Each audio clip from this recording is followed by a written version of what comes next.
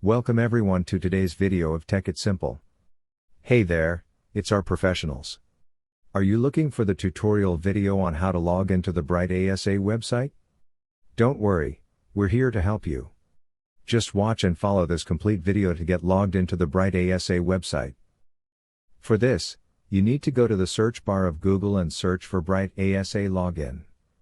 Here, there are many search results. Just follow this Bright ASA login link.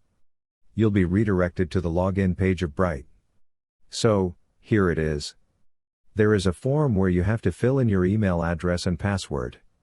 Let me fill the email address as temp@gmail.com. Let me type it really quickly. And then, you have to fill in the password. Make sure your password is correct. If you forget your password, just click on this Forgot Password. Otherwise, just click on this Login button.